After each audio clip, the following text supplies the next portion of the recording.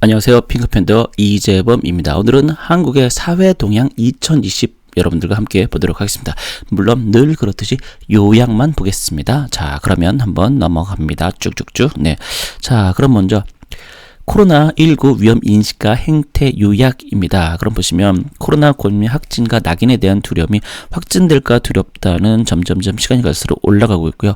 확진이라는 이유로 비난받고 피해볼 것이 두렵다는 점점점 내려가고 있습니다. 어쨌든 확진되는 거가 워낙 많다 보니까 그걸 더 두려워하고 있다라고 볼 수 있겠습니다. 그다음에 코로나 감염 책임이 누구 때문인가? 환자 수를 막을 수 있었다. 코로나 감염 책임은 환자 자신에게 있다. 코로나19에 감염된 것은 환자 자신의 잘못이다 라고 했을 땐 환자 자신의 잘못이라는 게 가장 낮고요. 그런 다음에 스스로 막을 수 있다 가장 높습니다. 전체적으로 근데 이거마저도 점점점 점수는 내려가고 있다는 거. 코로나라는 이 사실 자체가 점점점 사람들이 이게 내가 어떻게 할 수 있는 영역은 아니구나, 어쩔 수 없는 거구나, 이게 뭐 체념 뭐 이렇게 가고 있는 게 아닌가 생각됩니다. 그리고 방역과 인권에 대한 인식, 인권 침해 소지가 있기 때문에 무리해서 사회 불안 증폭시킨다. 그래서 동의한다보다 동의하지 않는다가 더 많고요. 방역 대책 강화해서 인권 보는 후순위로 한다. 그러니까 결과적으로는 인권이 좀 뒤로 밀린다 하더라도 우선 확실한 방역을 해야 되는 게 중요한 게 아닌가 이런 얘기를 하고 있습니다. 그런데 코로나 위기 극복 기회 불평등 인식에서 감염 확산의 경제 피해를 보상받을 기회 자체가 결국은 이것으로 인해서 전체적으로 이 불평등 인식이 좀 높아졌다. 이래서 결국은 가난하니까 내가 잘 이런 것들을 보상받지 못하고 그리고 제대로 케어받지 못하는구나 라는 생각들이 좀 많이 늘어났다라는 게 아닌가. 그래서 그 중에서도 아무래도 경제적인 것들이 근무라든가 이런 것들이 가장 피해를 입고 있다라고 생각합니다. 특히 그 다음엔 초중 교육에서 보시면 기존 강의 영상 활용이거나 집조 최적한 영상 활용, 원격 수업, 교사들의 평가는 사회성 및 관계 형성 교육 부족 등을 가서 결국적으로 이제 학교를 가지 못하고 집에만 있다 보니까 아이들과 함께하는 놀이, 아기들과 함께하는 이 사회, 이 문화 그리고 사회 형성 이런 것들이 좀 많이 떨어지고 있는 게 아닌가 생각되는데요. 그 중에서 압도적으로 이제 기존 강의가 많았다라고 합니다. 그러니까 EBS 같은 거, 그러니까 이제 뭔가 이제 실시간으로 지금 하고 있는 거 현장에서 하는 게 아니라 기존에 있는 흔해 빠진 것들을 한 게 아닌가 이렇게 볼 수 있겠습니다. 그래서 전체적으로 원격 수업 방식은 2020년 4월 기준인데요. 온라인 과제 제시 및 피드백, 기존 강의 수용을 활용 중심 수업. 그러니까 전체적으로 보시면 초등학교는 특히 기존 강의 활용이 엄청나게 많았다라고 하고요. 중학교, 고등학교는 그나마 직접 제작한 게 많다. 그러니까 결과적으로 이제 초등학교가 아무래도 제일 문제일 듯합니다. 그러니까 아무래도 초등학교는 뭔가를 하는 게 이제 아이들의 이제 집중력도 떨어지고 그러다 보니까 선생님들이 스스로 뭔가 그런 걸 이제 제대로 만드는 거 쉽지 않다 보니까 EBS 같은 것에 많이 기대는 게 아니라 어쩔 수 없이 할 수밖에 없습니다. 교사의 정보통신 매체 익숙도별이라고 본다라고 하면은 익숙함보다는 익숙하지 않음이 이제 기존 강의 영상 활용 중심 수업에서 그렇고요. 그다음에 직접 제작한 영상 활용 중심 수업은 이제 익숙하다. 그러니까 그만큼 점점 시간이 갈수록 이제 늘어나고 있다라고 볼 수 있겠네요. 자, 그런다면 원격성 문제점으로 교사들 모두가 사회성 및 관계 형성을 위한 교육 부족. 그러니까 아무래도 아까도 얘기 드렸던 그런 것들이라고 할 수 있겠습니다. 그래서 전체적으로 초중교사의 원격 수업 효과에 대한 인식이 학교 등교 수의 20%에서 50% 정도, 그러니까 한 50% 내외 정도만 하면 좋겠고 그 외에는 그닥 좋지 않다 이런 얘기를 하는 듯합니다. 원격 수업의 가장 큰 문제점은 아까 나왔던 그런 것들이고요. 그런다음에 노동시장은요, 코로나 대면 서비스, 도소매, 음식 숙박, 교육 서비스 특히 타격이고요. 고용 감소가 가장 큰 계층은 여성, 20대 이하, 임시직 근로자. 그러니까 결과적으로 우리 사회의 민낯이 제대로 드러났다라고 할 수 있는 겁니다. 그러니까 취약 계층들이 점점점 더 힘들어진다. 그러니까 원래 뭐 대기업 취직했다거나 이렇게 하시는 분들은 이러고 인해서 딱히 크게 타격은 없거든요. 왜냐? 재택근무도 하면서 어쨌든 받는 돈은 비슷하니까요. 그렇지 않은 분들이 가장 큰 타격을 입었다라고 볼 수 있는데요.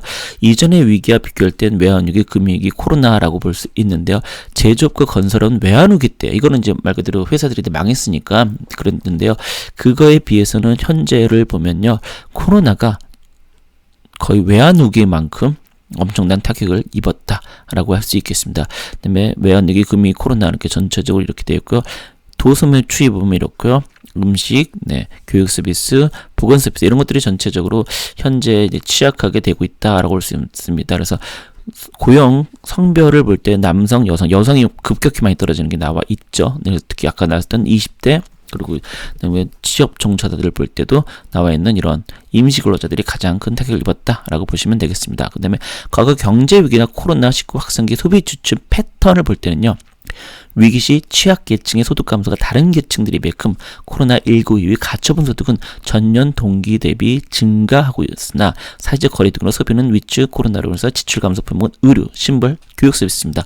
그러니까 의류니까 이제 밖을 많이 안 나니까 옷을 덜 사는 거고요. 그래서 밖을 많이 안 들어다 보니까 신발을 굳이 더 안 사는 거고, 그것도 이제 가지를 못하니까 교육을 덜 받고요.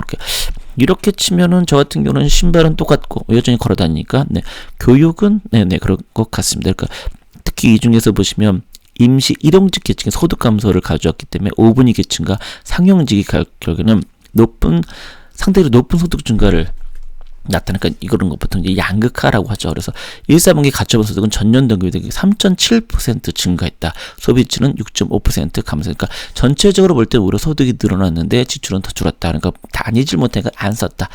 이런 말이다라고 할 수도 있겠습니다. 그래서 전체적으로 보면 외환위기, 신용카드 위기, 글로벌 금융위기, 코로나 확산기를 보면 전체적으로 마이너스 20%, 외환위기 때 신용카드는 1%, 글로벌 금융위기 때 3.5%, 코로나19는 1사분기만 놓고 보면 3.7%다라고 볼 수 있습니다. 그렇게 크게 차이는 안 나지만 이건 이제 아무래도 1사분기이기 때문에 아마 올해 2020년 전체를 놓고 보면 저보다 훨씬 많이 떨어지지 않을까, 신용카드보다 더 떨어지지 않을까라는 생각을 하고 있습니다.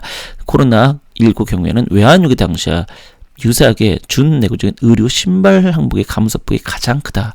아무래도 이제 나가지를 않으니까요. 외환위기 때도 사실 나가질 못했죠. 왜? 직장이 없으니까, 갈 데가 없으니까. 지금은 가고 싶어도 못 나가니까.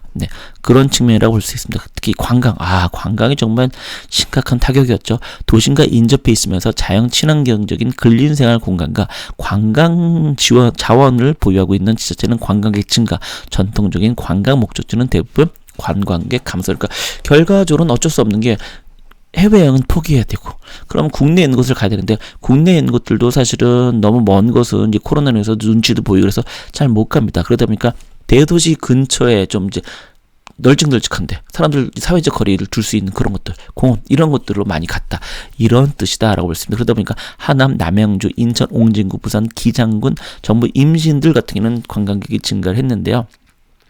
그 외에는 사실 종로나 이런 데 사람이 오히려 예전부터 북적북적할 때는 좀 오히려 떨어졌다. 이렇게 보면 되겠습니다.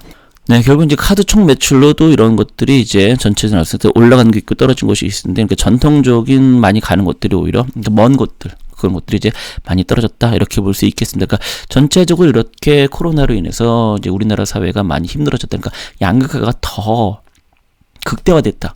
이렇게 좀 안타까운 현실을 우리가 마주했다라고 볼 수 있을 듯합니다.